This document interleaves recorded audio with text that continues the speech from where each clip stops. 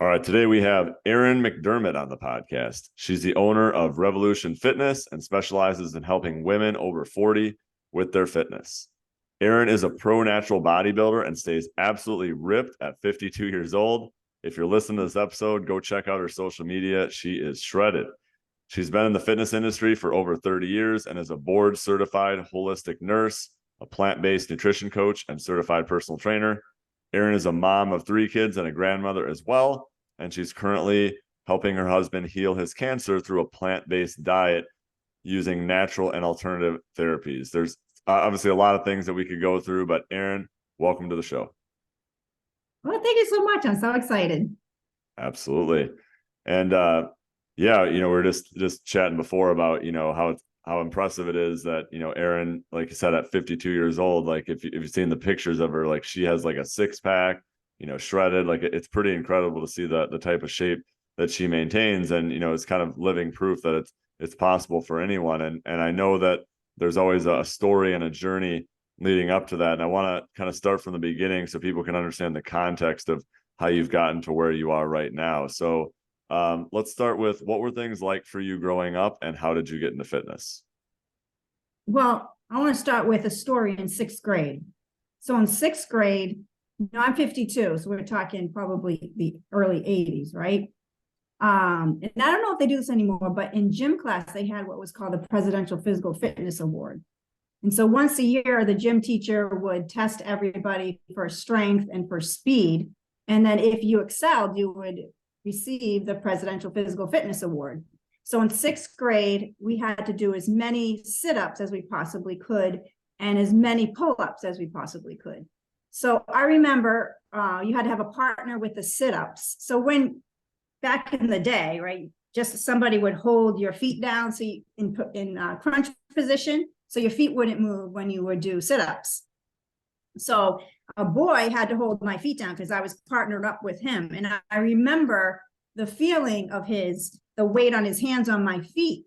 And it's the first time I felt, wow, boys are wicked strong. Right? I just felt that pressure of him. He was really holding down my feet so I could do as many sit-ups as possible.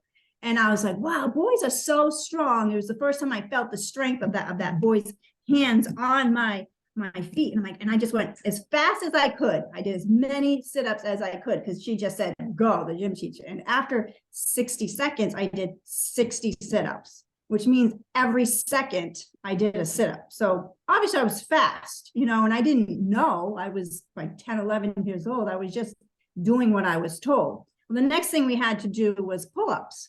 So I jumped up on the bar and, it's just like a movie because back in the day we had the gym and then the office for the gym teacher was right in the gym, right? So she had this pull-up bar in her door. That was the pull-up bar. And I did 15. So I just like, what 10-year-old does 15 pull-ups, right? And I was just doing what I was told. So I didn't know I was good, I was bad, but it ended up that I pissed off 2 boys, right? Because obviously they were intimidated by me. And I had no idea, but I went to school the next day and some kid, he just started whipping me around in the coat room. We had this big coat room and I couldn't get out of there. He was like beating me up. And he was pushing me to the ground and then he would throw all the coats on top of me to the point where I couldn't breathe. And I just remember like sweating and I was hot and I wasn't a fighter. I'm just like this 10, 11-year-old kid just trying to take my coat off and go to school, right? But he was beating me up. So I literally had to fight back. Because I'm like, I'm not a fighter. So I had to fight back. I had to fight him off of me. So finally the teacher came in and she didn't really know what was going on. Kids, just get back in your seats. So we just went back in our seats, but that happened a few more times. And I didn't really understand why, but I just knew I had to fight for my life. So, and then, we get harsh winters in Massachusetts and we always went outside as kids. So this other boy pushed me to the ground and he shoved snow on top of my head. And I just had to fight and fight and fight to the point where I just saw black. So I blacked out and I had no idea. And then I literally just came to, I didn't know what happened, but these 2 boys were always nagging me and bullying me, I think, because I showed them I was strong and they were intimidated by me. So that was my my first lesson in what happens when you do what you are good at, somebody is always going to push you down. So I learned 3 things from that. And I really believe that if you believe in God or the universe, whatever you believe in, put you in certain situations to set you up for a life, because you're going to continually be up against all these obstacles that are similar to what you went through as a kid. And you will not be able to change and live life fully until you overcome what you went through, because it's almost like childhood trauma, you know? So I learned 3 things. So first I learned no one is coming to save you, because when I was trying to push that boy off of me, there was nobody around. There was nobody around. No one's coming to save you, even in the darkest days of your life, because it's the saddest realization is that it's up to you to keep going, right? Only you can take the necessary action to be better, to love better, be more kind, compassionate, caring, to come out of the darkness unscathed, but go through the trauma to get to the other side of things. So that's the first thing I learned. It's unfortunate that nobody's going to save you. You have to save yourself through all of the challenging times. You are the one that's going to get you out of it. You have to be your own hero. So number 2 is they're always going to people who resent you, who are jealous of you when you shine your light. When you're truly living your purpose, it's going to intimidate people. It's going to bring up fear in people, and people are going to kick you down when you're down, right? Because that's what happened to me. And when you're on the ground, they're going to kick you and try to keep you there. And they're going to try to prevent you from moving forward in your life. But these are the devils, right? And unfortunately, you know, sometimes who the devils are, it might be your friends, it might be your family, it might be your coworker, even your clients, or maybe it's your mind, it's your thoughts. But it's your job to overcome. It's your job to say, sorry, but this is who I am. And if you don't like it, you can get the F out, right? So you have to decipher who these people are in your life and who don't support you, and get them out of your life. And also it's your job to decipher the thoughts in your head. You know, what are the good thoughts? What are the bad thoughts? And get those bad thoughts. But mainly it's about what is the bottleneck that's keeping you and preventing you from moving forward in your life to be successful.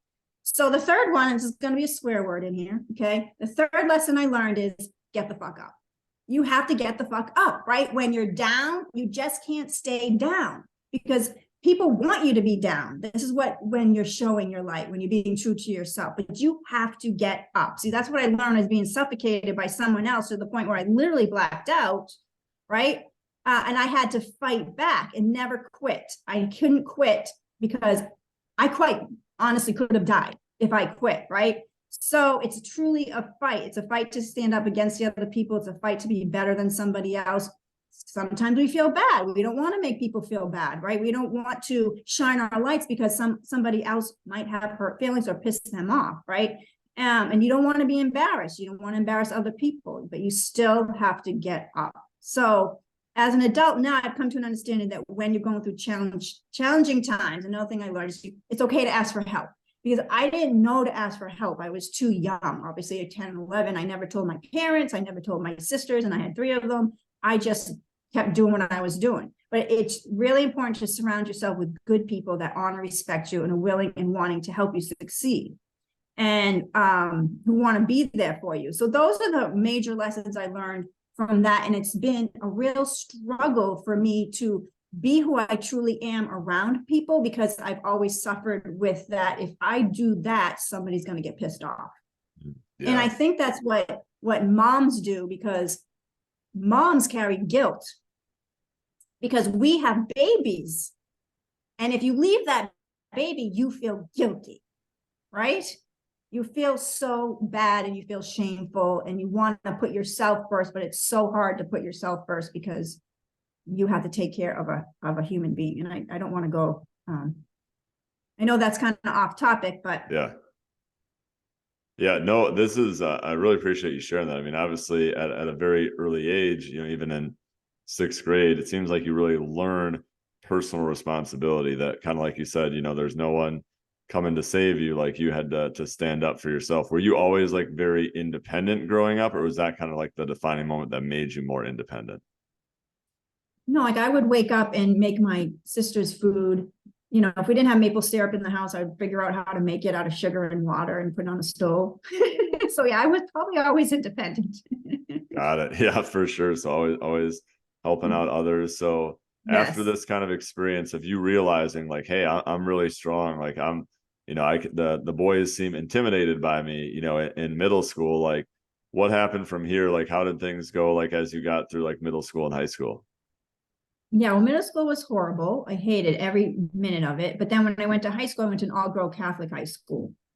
So I was way more comfortable in an all-girl Catholic high school because it wasn't a lot of cliques and it wasn't a lot of bullying like regular high school would be. And, we had to wear our own uniforms. So I was way more comfortable. And my dad sent me in freshman year and I didn't do well. So he kicked me out because he's like, I'm not going to pay for you if you're not going to do well. So I had to go back to high school for 1 year in the public, and I hated every minute of it. So I worked at the grocery store and I handed my dad over the paycheck. And he said, if you give me your paycheck, I'll let you go back to the school, the private high school that you want to go to. So I literally had to work that entire summer and hand him over my paycheck so that I could go back to the school that I wanted to be in because I did not like public school at all. Wow. So you were really learning. I mean, really like, it sounds like your dad taught you a lot about, like we were kind of continuing on personal responsibility that like if you want something, you have to work for it. So it seems like those traits and characteristics were really instilled in you at a young age of, like you said, if you want something, you have to go get it. Yeah. And I was pissed off at the time. I had to hand over my paycheck to them. I couldn't do anything fun, but at least I was able to go back to the school I wanted to. Yeah, for sure, for sure. So this whole time, like, what did your fitness look like when you were growing up? Were you playing sports? Were you actually training at this point? Like how did your fitness go at this point? So I went to an all-girl Catholic high school, and we again had to continue the fitness tests, right? And I wasn't doing any sports. And I remember I would exceed at every single test. And the gym teacher looked at me and she said, you're a wasted talent. You are a wasted talent. Because I would forget to bring my gym clothes. I would show up late and she would get angry at me because she knew I was talented, but I wasn't doing anything with my talent, So, but I also did, like, my mother didn't do sports. She could care less about sports. She had 4 girls. She was burnt out. She wasn't putting me in anything. And my dad worked. So nobody really was noticing that I excelled in sports and put me in any extra activities. So I wasn't able to exceed in sports during that time. But we did have track because my town was so tiny. And the school was so tiny. We didn't have big sports, but we had the first year we had track was I was a junior in high school, and I joined the team, and I got the school record, which of course it was first year. But I was fast, But after I graduated, Valley Total Fitness opened up in the area. That's an old one too. And I hired a personal trainer. And how old you were? This was in college. This was like 19-ish, Okay, 20. got it. Yeah. And I hired a personal trainer, and he was doing these really boring, what I consider baby workouts. It wasn't really getting to my goal. And I brought him in a picture of a woman who was a bodybuilder in the Muscle and Fitness magazine, because that's all we had back then. He's like, oh my gosh, I had to change her entire workout.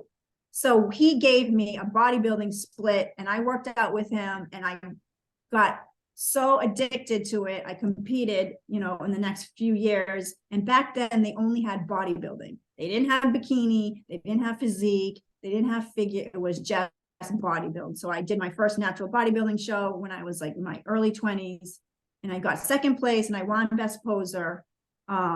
And that was the most challenging thing I've ever done in my whole life. Wow. What was so challenging about it? Because back then it was just, you've got a coach and they said, eat chicken, broccoli, and a baked potato and oatmeal in the morning. And literally that was it. And I followed it to a T. And I was a nurse's aide because I was going to school for a nurse, and I was in the hospital. And I remember feeling so completely and utterly exhausted because I was so depleted, and I was in caloric deficit. I was looking at the patients in the bed and I'm like, I just want to be them. I just want to lay down. Yeah. I just want to be in the bed, someone take care of me and go to sleep, because that's how you feel so depleted. I was absolutely shredded to a bone, you know what I mean? And I did really well, but that was my first journey into how food can change your body. I mean, there is a massive difference. You can get shredded, you can build muscle, you can get lean, you can maintain, you can heal your body, heal illnesses just through food. And that was my, with early 20s to figure that out right away was awesome, because I knew I could make the switch. And I love this story. And if you're okay with me asking, like, it seems like you've always kind of, bucked the trends of society per se. Like, obviously, like a lot of women don't think about this, like wanting to get shredded or wanting to get muscular. A lot of times, like in female society, it's looked at as like, oh, that's not what you want. Like that's a bad thing. Like, were you getting criticism at this point? Like, were people supporting you? Like, how did others respond when you were doing this, when you're competing in bodybuilding? Yeah, well, I would always get support. I mean, there might be a one time people said you must be on steroids, but those are the people that have no idea about nutrition and exercise, and how once you get focused and dedicated, you can completely transform your body. But no, most people were absolutely 100% supported, because the gym I was doing it at, they were so supportive of me. They drove their truck there. They went to my show. They hung their banner up. Then they hung all my pictures up. And I just felt so good. You know what I mean? They were so proud of me. And I probably was the only girl that had done that at the gym. Yeah, no, I bet. I mean, that's incredible. Your first show, all that discipline that you showed. I mean, so you said like this was like the hardest thing that you'd done to this point was competing in a bodybuilding show in your, I imagine at this point, early 20s. So you obviously had kind of caught the bug. Like, what happened from here? Yeah, I absolutely caught the bug. I mean, because I went to nursing school and I would be in my lectures reading Muscle and Fitness magazine. I didn't care about the lectures. I mean, I paid attention, right? But I was so into bodybuilding and what workout could I do and who's doing it, and grab the first Muscle and Fitness magazine that came out, because we didn't have the internet back then. And I would just follow those big bodybuilders. Yeah, for sure. And then they did have fitness came out, fitness competitions. So I did a couple of those and I did well. And then I just took a long hiatus off. And I was a Group X instructor for forever, just teaching group fitness. And there was a point in my bodybuilding career that I just kind of got burnt out. And I remember going to the gym over and over, and I was looking around the gym like, I just don't want to come here anymore. I'm kind of bored. I'm a little burnt out. So I left the gym world and I did more group fitness. I joined group fitness classes. I joined learning self-defense and karate and things like that. And then I got married and I had 2 boys and I was teaching Group X. And then when they got a little bit older, I started weight training again. Okay. And what age was that when you started strength training? So goodness gracious, probably 35. Okay. And when did you kind of stop strength training or doing more group fitness? I wouldn't say I ever actually stopped. I just stopped doing the bodybuilding routine. You know what I mean? I was always running or doing something athletic. But it was probably about a good 3 or 4 years that I wasn't in the bodybuilding world. Got it. Okay. So then mid-30s, you're back at it. Your kids are younger now. So, what happens from here? Like, obviously, like you're continuing to be, very fit to this day. So like, what kind of happened between like then and now kind of in your fitness journey? Like, are you still competing? Like, are you doing other things? Like kind of take me through that. Yeah. So probably when I was between 35 and 38, I got back into the gym and I thought, you know what? I want to compete again. I got the bug again. And then they had the bikini thing, right? I had no idea about bikini. And I'm like, oh my gosh, that's my physique, because I'm too tiny to be a big bodybuilder. I'm too small to be physique or figure. So bikini is perfect for me. So I'm like, and I always want to get the best of the best advice. So I got on a call with Erin You know, and I talked to her about an hour about, you know, how I can start. Should I do bikini or figure? She's like, no, you're definitely bikini. So I did my first show. I won my pro card. And then I did another pro card a year after, and now the end of June. So I've been working out now for many, many, many years. And I have a show at the end of June, and it's a national show where I'm going for my pro card. So we will see how that goes. And I always tell my husband, no, this is my last competition. If this one doesn't go, and he's like, yeah, okay, whatever. Yeah, yeah, for sure. Speaking of your husband, like one thing that you've been very open about is that he has gone through cancer multiple times. So I know that's definitely impacted, you know, you over the years as well. When did he go through cancer for the first time? Well, so Belly Toll Fitness, he was a manager. Okay. And I worked out there. And now we're talking the 90s, right? And so we met each other, and I actually ended up working there. And he had a girlfriend at the time, and we were very good friends. He ended up moving to another state. I lost touch with him. He got married to somebody else. And then I was running a road race. And at the end of the road race, I looked up and there he was. And I was like, oh my gosh, what are you doing here? And he's like, well, I have kidney cancer. I'm going through a divorce. And I was like, that's just so weird. And he's like, I'm having surgery in a week to have my kidney removed. And the first thing that popped into my head that I'm going to go with you. I'm just going to go with you, because he was my friend for many, many years. We lost touch for a little bit. And so he was in the middle of a divorce, and I went to the hospital with him while he was having his kidney removed. I helped him recover from that. And then from there on, we did we both did a duathlon 6 weeks later after he had his kidney removed. Really? Wow, that's crazy. And then I think it was October, he ran the Boston Marathon in April, the next time around, right? So like 8 months later, which is ridiculous. And then we ended up getting married and having kids. And then in 2018, he started getting sick. He had a lot of head colds. He would get strep. He would get the flu. He had pneumonia. But the real thing that stuck out for us was that he was running with, you know, he did a running group.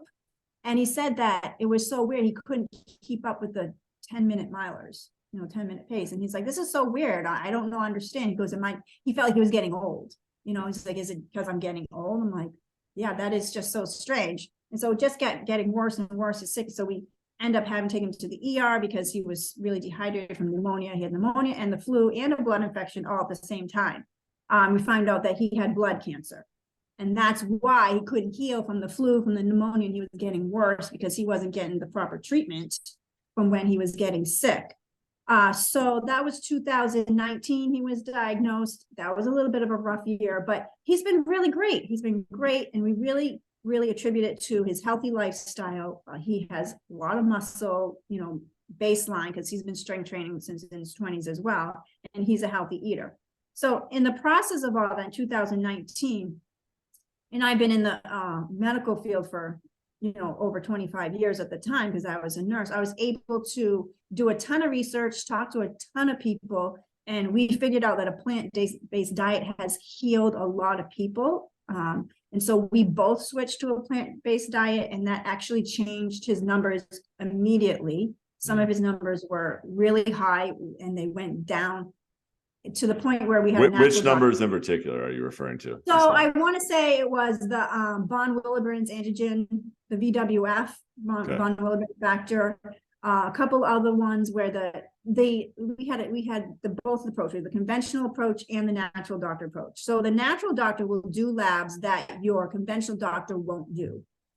For instance, something as simple as vitamin D, which is imperative for health, and it does prevent cancer as long as your vitamin D is good. It can prevent other illnesses as well. But the cancer doctor won't check your vitamin D on a routine level. You really have to request it and ask it. But when you go to the natural doctor, it's just an automatic thing that they do. So my husband's was in the tank. When I say in the tank, it was like single digits. So he immediately got put on vitamin D, and it went back up, and now we're shifting around things. And then he did a little bit of chemo, and he did great. for 4 years until this past February, when it kind of like the same thing occurred, where he was getting sick, sinus infections. He started having some bone pain because blood affects the bones.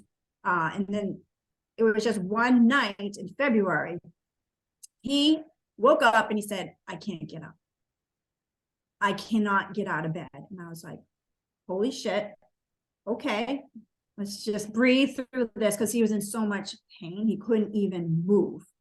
And my husband's not like that. He doesn't sit still, and he will just keep going. He'll just keep going through the pain. So for him not to be able to get up. So from that moment on, I had to literally get him dressed, like put his pants on, put his underwear on, put his socks on, and go to work. So while my husband is in devastating pain at home, I had to cover our gym, because we own a gym. So I had to be there, 5 a.m. while he's home. And then I had to drive him to all his appointments and figure everything out.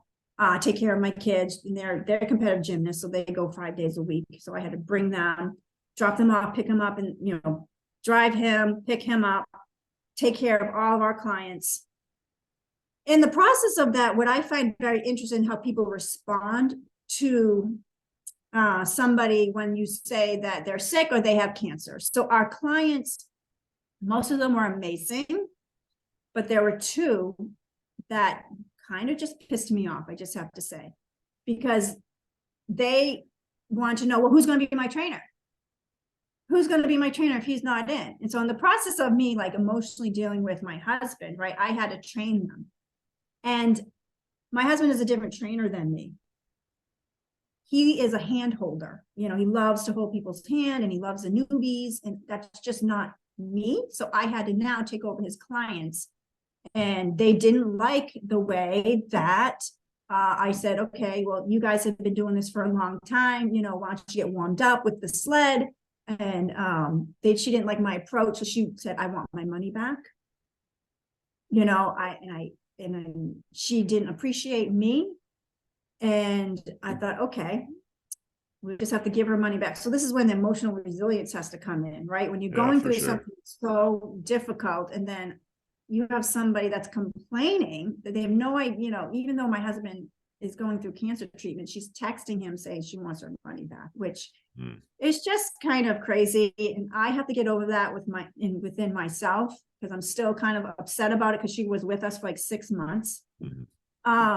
But just so fast forward, my husband, he's doing great. He's doing great. Yeah. So he does chemo twice a week, and then he should be finished this week.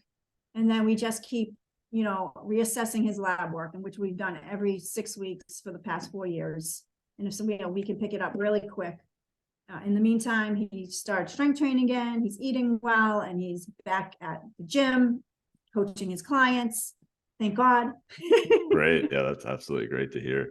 So you mentioned like you'd done a bunch of research on like some of the traditional methods versus like some alternative methods, which you mentioned plant-based. So what did you specifically find in that research that led you to a plant-based approach? First of all, there's a guy called Chris beat cancer. So he was diagnosed with colon cancer or stomach cancer in his 20s. And they said he had to do chemo and remove part of his intestine. I think he removed the cancer, but he refused the chemo, and they said he was going to die. Well, he never died, and he's in his 40s now. So he teaches everybody about plant-based diet, about exercise, mindset, meditation, setting intentions, prayer, being out in nature, and letting go of your past, because people don't understand that if you have traumas that you hold on to, that is physical. Because just think of it this way: when you're having a bad day or you're sad, your shoulders lean forward, right? You put your head down. You don't feel excited, because if you're excited, your chest is up, your face is up, you're happy, right? And that affects your vibe. So those emotions affect your physical self. So if you can't let go, if you haven't let go of past traumas, that can absolutely affect your physical health. So we found him, and that was our first initiation into like plant-based. And then the natural doctor, which is in Lexington, Massachusetts, he's amazing. He looks at cancer a different way. He looks at what is your immune system doing that we need to know about and that we need to fix, because conventional doctors will just do regular lab work and they'll give you chemo, right? And chemo is poison. It'll kill everything. But the natural doctor will look at, well, what isn't working in your immune system? You know, we have all these kinds of battleships that come into battle for us, and some of them just kind of are letting the bad guys go through. So we had to figure that out. Why are they letting them go through? So that's what the natural doctor will do. So it's good to have both. It's good to have the you know, the conventional doctor looking at your labs, but then the natural doctor looking at your labs too, because you need to see the whole picture. The conventional doctor won't look at you as an individual. Unfortunately, they have a protocol, and they'll just follow that protocol for every single person. But that's where I come in with my husband. I'm saying, all right, there is a protocol for multiple myeloma. That's what his cancer is called. But this drug could kill your nerves and give you pain the rest of your life. So let's not do that one. Or, you know, let's research this and see what works for you. So you don't always have to follow the protocol. And I know that's very scary, but you have to do 150 to 200% research till you feel like you're drowning in research to find what works for you. Because chemo, and this is scary for people, chemo does kill people. Sometimes people die from chemo and not from the cancer, because chemo causes all kinds of crazy side effects, you know, because it kills your immune system. You can get pneumonia and die from pneumonia. You can have chemo and die from infection. So you have to really, really do a deep dive before you make that decision. And people are very scared because they just want to listen to their doctor because it's life or death for them.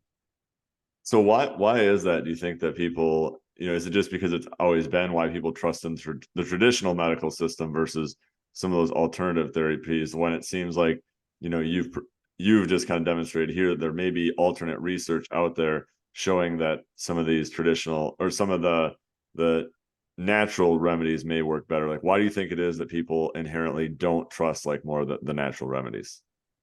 Well, you have to look at the past 3 years. I mean, what's going on in the past 3 years is listen to the authority and don't ask questions. And if you look at the history of children, it's like, go to school, don't raise your hand. Raise your hand only when you know we tell you to. Stand in line, be quiet, only speak when you're spoken to. And that is the old generation. So it just trickles into our life that we're scared to ask. So when we get into the doctor's office, it's super scary to say no, right? Because we're not, again, if you look at the past 3 years, we're not encouraged to ask questions, because you're going to be felt like you're a fool if you question the doctor with an MD after their name. But you have to remember that they only have so many things in their toolbox, and they don't know you as an individual. And people think that, oh, I'm going to stay with my doctor because I've known them for years. They do not. I hate to be the bearer of bad news, but doctors take care of hundreds, if not thousands of patients. And every time you come to see them, they have to look back. They have to look back at their notes, look back at their computers. But you have to question every single thing, because this is your life. Yeah, for sure. No, I appreciate you sharing kind of your thought process. Obviously, this is something that you've researched diligently the last few years. Your husband, as a result, has felt better through that approach. So, you know, kind of switching topics now. So, you know, one of the things that we kind of alluded to earlier was that, you know, you stay very fit. Like, you have a 6-pack at 52 years old, which is pretty incredible. So people are probably wondering, like, what is your nutrition? What does your training look like? So take us through like your lifestyle. All right. Well, right now I'm in a calorie deficit because I have to get shredded for stage. But I normally eat the same things throughout the day, and I don't eat a lot of processed food. I do not drink alcohol. Every single thing that goes into my body, I want to make sure it's not going to harm me. It's not going to make me feel bad. You know, I'm not going to say that I don't enjoy hot fudge sundae, right? I love chocolate cake. I will always have that. But for the most part, I make my own food. I meal prep every single Sunday so that I don't get to the point of no return where I don't have anything that I can grab and go or just eat right away. But it's it's staying consistent with the nutrition. I don't eat processed food. I don't eat and drink an ounce of alcohol ever, ever, ever. Has that always been something or just more so recently? No, I think I gave up alcohol and I never really was a drinker 6 years ago. Okay. 6 years ago, yeah, because my daughter had her baby. I had to have some wine to deal with my family on her Yeah. her baby shower. Sure. But after that day, I was like, it doesn't make me feel good. I don't feel in control. It makes my head feel fuzzy. And I want to work out and I want to feel good when I work out. So if that's going to affect my workouts, I will not do it. It's so important to understand every time you have a choice, what's on your plate. And you should ask yourself, is this food going to heal me or is it going to harm me? Is it going to make me feel better or is it going to make me feel worse? Because that's the problem with women. Women go through this vicious cycle and they wake up today and they'll say, all right, today's going to be a good day. I'm going to try really hard to be good on my nutrition. But one thing leads to the next, and they're cutting up their kids' food and they're eating the kids' foods, right? Whether it's French fries or pizza, and then they feel bad about that. So they say, well, screw it. I'm just going to be bad at my next meal, and I'll just start on Monday. So they go through the next whole weekend eating like crap till they say, all right, I'm just going to eat Monday. And it puts them in this vicious cycle of this horrible pattern. And every day they wake up feeling bad again. But I have to tell you something, ladies, you have the power to change. You have the power to change. And you have to make those necessary actions to get to the other side of things. Because if you don't, people, and ladies in particular, will wake up every morning feeling bad. Now, I don't want that for everybody. And what are those necessary actions? You said in order to change, you need to take the necessary action. So someone right now who's stuck in that, restrict binge cycle, like kind of weekdays really good, weekends binging, like what are the actions you need to take to get out of that? Well, the way I can relate to this, because I'm 100% with my food and workouts, it just comes natural to me because I've done it for so long. The way I can relate to this is by my laundry. And I know that sounds weird. Laundry to me has been really challenging my whole life, right? So I'll do laundry for 3 days in a row and the laundry basket will be empty. And I'm like, oh, I feel great. This is amazing. The next thing you know, 3 days go by and my kids can't find clean socks. They can't find clean underwear. And they're wondering, what the heck are you doing? Where are my clean clothes? And I'm like, oh my gosh, what is wrong with me? I can't. And then it's like a vicious cycle. It's like, all right, I'm going to do the laundry and I'm going to do it right this time. And then 3 days go by and then I screw it all up again. So it's like, I have to come up with a system that works for me. So I decide when I wake up in the morning, I'm going to put a load of laundry in. And I'm not going to put any more pressure on myself to fold or put them away. At least they get into the washer. And then say, I leave somewhere, I come home and I put them in the dryer. Okay, so that's done. So those are two systems that I have just created for myself that I know that I can handle. I'm not going to be overwhelmed with. So I put the load in to the wash and they get into the dryer. It might be the next day that I'm going to take them out and I'm going to separate them. I'm going to put my kids' clothes in one pile, my clothes in one pile, and my husband's clothes. Why? Because they're not in a big, huge basket and everybody's trying to figure out where their clothes are, right? At least they're separated. So that is a system that I can handle. So now we have the laundry in, they're dry. I take them out at some point during the day or the next day and just put them in piles of whose they are. All right, good. So that is less overwhelming because I'm like, oh my gosh, I don't have a lot of clothes to put away. So now I can put my clothes away. And then I can put my husband's clothes away, my kids. So that is a system that I've worked with that now I can do. So I understand how challenging it is and how easy it is to fall back. But if you get on these little systems and do something that's not overwhelming, just say you're going to start with your nutrition and okay, you're going to meal prep, Sunday for an hour.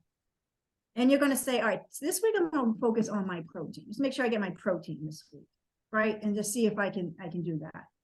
And then in the middle of the week, if you've eaten all your food, I'm going to try to cook one thing. So you're just not overwhelming yourself. You have to put yourself in these systems because when you start doing the action, you're going to feel amazing. right? And women, they come to me and they don't feel good. They don't look good. You know, they don't have a lot of energy. And then they don't want to do the work. Right? So how are they going to get to the other side of things if they don't change their habits? So it's really, you have to change your habits. For sure. So what are maybe some of the other habits that you've accumulated throughout the years that have allowed you to stay really fit and healthy?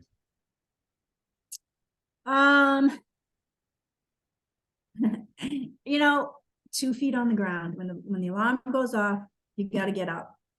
That is like something I have. When your mind tells you to stay in bed, you have to keep moving. You have to just put 2 feet on the ground, go to the bathroom and brush your teeth. And then there's like 15 seconds when you're brushing your teeth, and then you start to wake up. And you're like, all right, I got this now. But it's literally that when the alarm clock goes off and you want to stay in bed and you're pissed off, right? I don't want to get freaking up. I just want to stay in bed. You have to put 2 feet on the ground and keep moving. So that is always a habit of mine. To get up, I put 1 foot, 2 feet on the ground and go straight to the bathroom, brush my teeth. And within 30 seconds, I'm feeling good. I'm awake. So, I mean, that is challenging. I get it, but that will lead to success.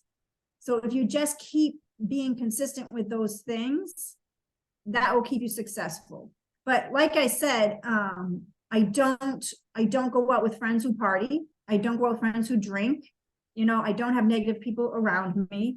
And if somebody is saying something negative about my fitness journey, I know that I can't be around them. You know, So how did you sorry, really quick, how did you cultivate that? Because I think that is a thing that does hold a lot of women back specifically, or people in general, is right, the friends who are like, oh, come on, do this, come on, do that. Like when everyone's like pushing you, like how did you cultivate like that community where you're not hanging out with those type of people, or you're very selective with who you hang out with? Well, I remember when I went to nursing school, I was working in a restaurant. And they would always ask me at the end of the day, guys, are you going to go hang out with us, like to a bar or something? And I was like, no. And they would say, why? I said, because I'm working out in the morning. Like, I would look at them like, what, are you crazy? Like, I'm not going to ruin my sleep to ruin my workout because you want to party all night. Right. Imagine if I just gave in to them and worked and went and drank with them. I would self-sabotage myself because I wouldn't work out. You know what I mean? But I was just, I knew what I wanted. I knew what my goal was. And I didn't feel comfortable going out. I'm not a party person anyway, you know? But like my client, I have a client, in-person client. She said to me, she goes, oh, I'm going out with my friend and she just lost her mom. And, you know, she want to have a drink with me. And I feel guilty. Like I should have a drink with her. And I said, why? Why would you self-sabotage yourself? Let her have the drink. She's the one going through the trouble. Maybe she needs it. You know what I mean? But why do people want to cater to other people's feelings and hurt their own? You know, it's the same thing. I have to go back to when I was getting beat up as a kid because I was strong. I had to get up, you know, and prove and just be who I was. Because if you're not, you're only hurting yourself. So women have to understand you have to put yourself first. Even before your kids, even before your spouse, you have to do what you love first. And I can tell you, like, I am doing dance class right now because I've always loved dance. And it makes me so incredibly happy. I go once a week, right, through my whole husband's cancer, because I have to stay happy, right? You have to stay happy. If I was miserable and depressed all the time, I wouldn't be a good wife. I wouldn't be a good mother. You know, but women have to understand, you stop self-sabotaging yourself. You have to do whatever makes you happy, you know, and I hate to say it, is it lazy? I don't know. You know, I know it's exhausting taking care of kids, but I have to say that if you wake up before your kids wake up and get your workout in, you will feel the most success you felt in a very long time. Yes, thank you so much. Did I ramble on too much? No, that's all really good. I think that you just kind of discussed one of the biggest topics, especially around women's fitness, is the feeling of guilt, you know, for putting themselves first, especially moms, which you are yourself. So if you are, I mean, you kind of just explained it there, but if you are a mom who's struggling to put yourself first, like what are some other examples of times when your kids have been growing up that you've made yourself a priority while also still feeling like you are making your kids a priority as well? Yeah, so like I said, I always had fitness equipment at home, and I woke up before them. Like right now, I don't have to do that because they're older. But when they were little, I woke up 5:30 in the morning and was downstairs in my basement working out. So I didn't give myself excuses. So I knew if I slept late, that opportunity for me was gone. It was just gone, because the kids are running around you like little ants. You can't get your workout in. They want to help you. They want to be excited. They want to lift the weights and prove to you how strong they are during your workout, right? But you have to set aside that time for yourself. And I have to say that first thing in the morning before the kids get up is the best time to do it, because you will feel amazing, right? You have the happy vibes, the happy hormones are shooting through your body for 12 hours after 1 hour exercise. So why not get it done in the morning where you feel like you can do anything? But if you wake up and you're dragging yourself to the kitchen and your kids want something to eat and you haven't gotten your workout in, you feel miserable the whole entire day. So just get it done in the morning. I can't stress that enough. It's the best time to do it. I love that. Yeah. First thing, even as a father myself, I can definitely resonate with that. The earlier in the day you do things, Right. things are definitely more likely to come up later in the day for sure. So, another topic that I wanted to go through with you that you have been very open about on social media as well is the topic of training through menopause as well. And something that you have discussed as someone who is going through menopause. I think that's the case in a lot of women's heads. And obviously something that I personally can't relate to, but you can relate to, is that when you're in menopause, like it's going to be, your hormones, you're not able to be in good shape yet. Obviously we look at you and you have a six pack and you are going through menopause. How do you kind of counter that notion that like you can't be very fit or in shape with menopause? And like, what are things that you have tangibly done to stay in shape during this time? Well, it's all the same things I've been doing for years. I don't drink alcohol. I make my own food. I don't eat processed crap, and I'm consistent with strength training. And people want to overcomplicate things. But if women feel like they can't do it because of their so-called hormones, well, then I have a suggestion. Go get your hormones checked. And if they're off, get them fixed. But continue to strength train, continue to eat right. So I'm in a course right now with Wayne Norton. It's called the Physique Coaching Academy. And this topic comes up all the time. And he will say the same thing. If your hormones are off, go get them checked, then get them fixed. But it is not hormones that are causing you to not be able to lose weight. And I am the perfect example because I'm shredding down now and I'm in a calorie deficit and I'm getting more lean. I mean, as crazy as that sounds, right? Yeah. So let's attack that topic then, because I think a lot of people think like they can't lose weight because of their hormones. So why do hormones not impact weight loss like you're talking about? Well, I mean, for example, thyroid could affect weight loss or weight gain. But if that's the case, that's fixable, right? You can just get on thyroid medication and fix it. But anything else, honestly, it has to do with lifestyle. My hormones are off. I can tell you that I've had them checked. They are off. And I don't really feel like doing anything about it right now. Maybe I will. I don't know. But it's just about being strict with your nutrition and your workouts. You have to keep building. There's no more important time in your life to strength train, because as we age, we lose muscles. So we have to maintain our muscle mass. And now osteoporosis increases as we age. But if you have more muscle mass, you decrease the risk for osteoporosis. So strength training is by far probably at the top of the list when you're going through menopause. You have to work out, you have to exercise, you have to improve your lean mass, and you have to eat right. And there are some foods that have been proven to even help menopause. And I know people are going to make me sound crazy, but tofu has been known to help hot flashes. And I eat tofu every day. Nice. And there's a big myth about tofu and estrogen, and it's just a myth. It is not going to harm you. Okay. So what are some other foods that you're eating right now? Like take us through kind of, you said you eat pretty similar foods each day. So what's Yeah, as a every day. plant, go ahead. Go ahead. So I have oatmeal, and then for extra protein, I'll have hemp hearts, textured vegetable protein adds 12 grams of protein, and I have soy milk that'll add an extra 20 grams of protein. In my oatmeal alone, I can get up to 40 grams of protein without even putting any protein powder in it. And then I always have my smoothie, which is pineapple, banana, and mango with one date, a little bit of pure maple syrup, and occasionally I put in my protein powder in there. And then 3 more times I eat, and it's either I make this amazing grilled tofu with my own marinade on it, with either rice, broccoli, asparagus, salad. And then I make my own vegan chicken out of seitan, which I can get easily 40 grams of protein, and then a carb and a protein and a fat. And I keep it very simple throughout my prep for competition. And it's kind of like the same thing when I'm off season. I just eat a little more. So for instance, I eat a quarter cup of oatmeal where I used to eat a half. So the portions are just a little bit less. But I eat the same thing all the time to keep it simple.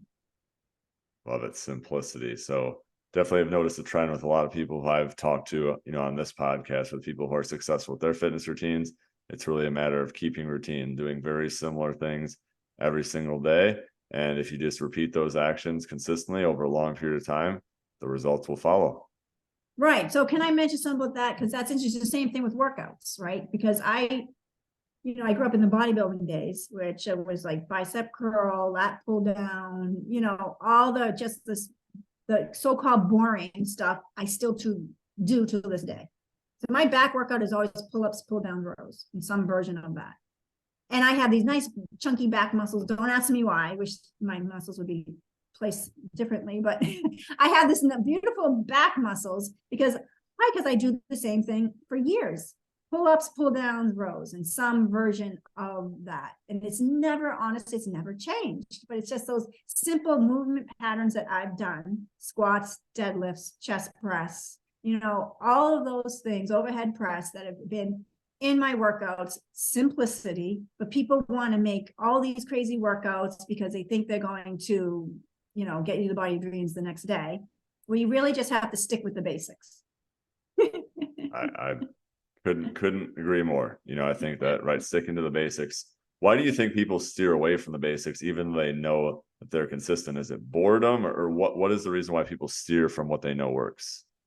Well, I think females think that they're going to get big muscles like a bodybuilder, and it's like, I always tell them, listen, if you think that's going to happen, that's like you saying you're going to be a professional race car driver in 1 month by, just driving around. It's not going to happen, because it takes so much dedication, so much consistency, persistency, and discipline, right? And then you have to have the right genetics, and that'll take at least 3 years to put on that type of muscle, especially at our age. That's just not going to happen. So women are just afraid of lifting weights sometimes. But then some people just want, the circus moves. They want to do Cirque du Soleil in the gym, and they want those different things where you don't have to do those things. You can really just stick to the basic moves and change your entire body. And that's basically how I train my ladies. Love it. Love it. So let's say someone's coming in, they're going to be working with you. Take us through, like, what do your processes look like of coaching someone? So online or in person? Why don't we go either, whichever. Just take us through your overall philosophy of coaching someone. Okay. Yeah. So I always have somebody track their calories for at least 5 days, because I need to see where they're at, and I cannot set anything up until I know what your macros look like, your protein, carbs, fat. Fiber is so important. People forget about fiber. It's good for gut health, disease prevention, gut health. So I have to see, what are you doing with carbs, protein, fat, fiber, and sodium. And after 3 to 5 days, I take the average. And if they want to lose weight, well, let's redistribute the macros, because most women do not get enough protein. Most women come to me eating 60 to 80 grams of protein, and when they're like 150, 180 pounds, right? So obviously that's not enough, especially if you want to get lean and build muscle at the same time, which is body recomposition. You have to have higher protein, but I will never double their protein to where they're supposed to be because they'll fail. So I usually just start people where they are, and we slowly will either decrease or add. So say if they're having too much fat, well, we'll take the fat away and add to protein. But I will never go from 60 to 150 grams because that's going to set them up to fail. So we'll slowly add in protein, and then we redistribute their macros.